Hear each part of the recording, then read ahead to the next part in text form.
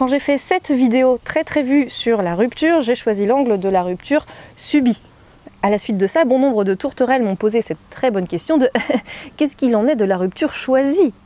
J'ai choisi de traiter le sujet en 2 volets cette fois-ci, donc avant de s'intéresser à l'anatomie d'une rupture choisie dans la prochaine vidéo la semaine prochaine, intéressons-nous aujourd'hui aux 4 mauvaises raisons de ne pas rompre.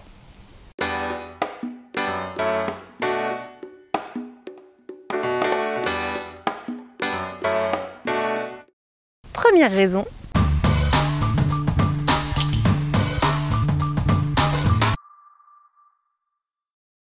Je pense que je devrais le quitter, mais je l'aime.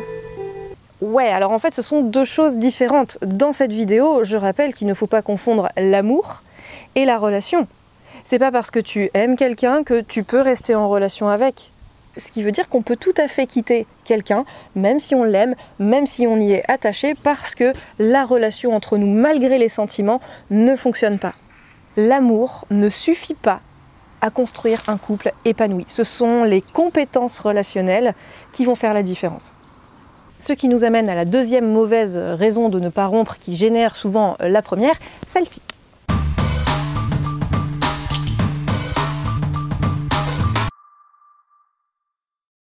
Mais pourtant c'était bien au début, moi j'aimerais retourner comme c'était au début. Il y a du potentiel dans cette relation, en changeant quelques trucs, ça peut vraiment marcher.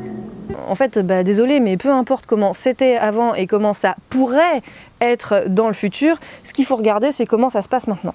Parce que le contexte qui a permis que ça marche, le fait est qu'aujourd'hui, il n'existe plus. Ce contexte, il pouvait être hormonal, il pouvait être que, en fait, dans le début d'une relation, on est dans une phase de séduction, si tu veux, donc on n'a pas encore eu le temps de passer du temps ensemble et de voir qu'est-ce que ça donne dans la réalité, notre association d'inconscient.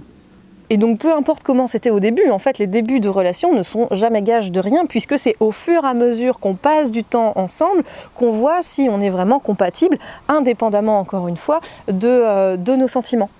Donc tu ne peux pas rester dans une relation parce que c'était bien avant et que du coup là maintenant tu es en train de perdre ça et tu en es nostalgique.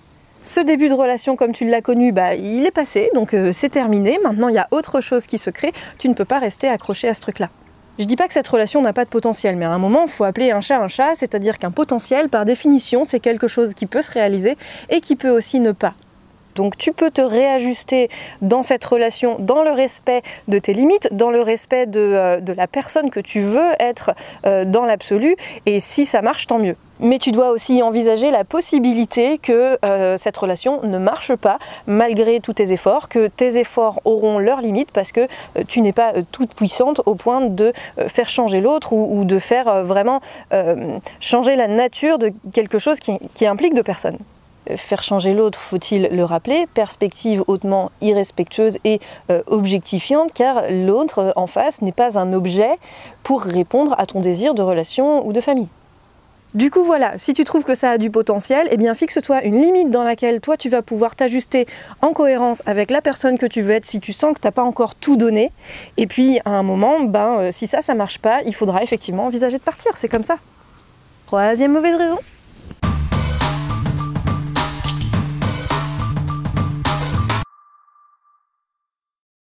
Oui, mais je veux pas le faire souffrir.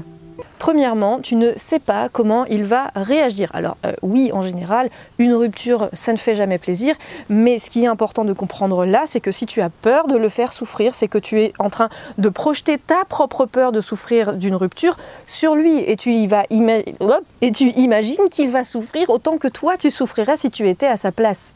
Donc là, déjà avec ça, on est à côté de la plaque.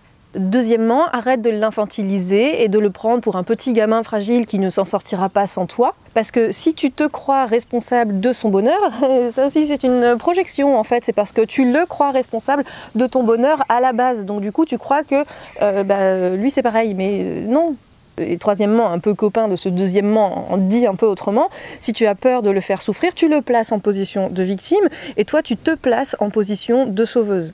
Et donc on est bien dans notre petit triangle dramatique, rappelons-le, recette du désastre. Et donc si toi tu le mets en victime, et que toi tu te places en sauveur qui va le rendre heureux, à un moment, ça va avoir ses limites parce que comme tu es de toute façon malheureuse dans cette relation, tu vas être reconfrontée au fait que ça ne va pas. Et donc tu vas lui reprocher de... Vous allez repartir en fait dans vos travers et vous allez rester dans votre triangle de merde. Donc c'est pas possible. Peut-être que ça va te choquer, mais en fait, s'il souffre, ce n'est pas ton problème. Ça ne t'empêchera pas d'avoir de l'empathie. Et oui, effectivement, tu as de l'empathie, tu n'as pas envie que quelqu'un souffre, mais ça ne doit pas interférer dans tes décisions.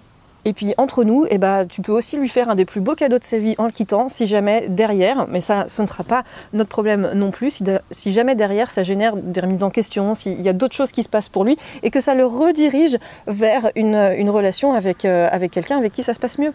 Donc si ça se trouve, c'est juste la meilleure chose à faire pour tout le monde. Parce que en fait, après cette rupture, et pour chacun de vous, la vie va continuer. Et donc, quatrième mauvaise raison de ne pas rompre de cette liste non exhaustive,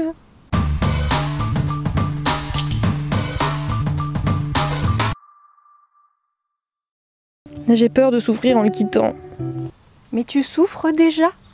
C'est juste que tu préfères souffrir en étant avec lui que souffrir en étant toute seule. Mais c'est pas la question de « je vais souffrir ». Vu que de toute façon, dans les deux cas, tu vas en chier, choisis la souffrance dans laquelle tu as la meilleure perspective sur le long terme. Parce que s'il n'y a pas d'issue dans cette relation, ça va durer combien de temps de souffrir dedans? Parce que oui, effectivement, couper un lien, c'est difficile et ça ne va faire plaisir à personne. Mais dis-toi que c'est une souffrance court terme pour un bien-être long terme, parce que toi, après, tu vas pas rester les bras ballants à chialer toute ta vie avec ça.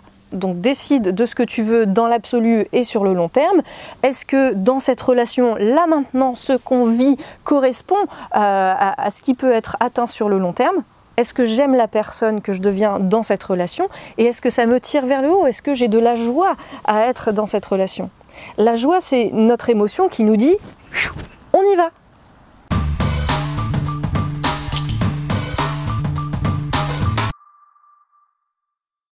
Donc voilà, on a vu 4 gros bullshit qui nous font éviter la rupture, donc des mauvaises raisons, des raisons d'ego qui veulent nous maintenir dans ce qu'on connaît plutôt que nous faire aller vers ce qu'on ne connaît pas, puisqu'on a toujours peur de perdre ce qu'on connaît. Parce qu'on sait ce qu'on perd, mais on ne sait pas ce qu'on gagne. Donc non, là maintenant, peut-être que tu ne sais pas encore ce que tu vas gagner et que pour toi, il y a un risque à prendre. Mais ce que tu vas gagner, ça va être à toi de le créer. Ça va être à toi de faire en sorte que cette rupture soit une opportunité pour toi. Vise long terme. Oui, évidemment, une rupture, quelle que soit la position dans laquelle on est, c'est jamais marrant. Mais une relation qui ne marche pas, c'est pas marrant non plus. T'as le droit de vivre un truc super. Si là, les deux ne sont pas engagés à faire de cette relation quelque chose de paisible et de sécure, va voir ailleurs, oui. Courage, tu ne vas pas mourir, lui non plus, même s'il te dit peut-être qu'il va se suicider si tu le quittes, parce qu'il y a des gens qui font ça, écoute, ça les regarde. C'est de la manipulation émotionnelle, on est toujours dans notre triangle là, de quelqu'un qui est en victime plus 10 000 et donc qui cherche justement à susciter ton sauveur, donc ce n'est pas ton problème.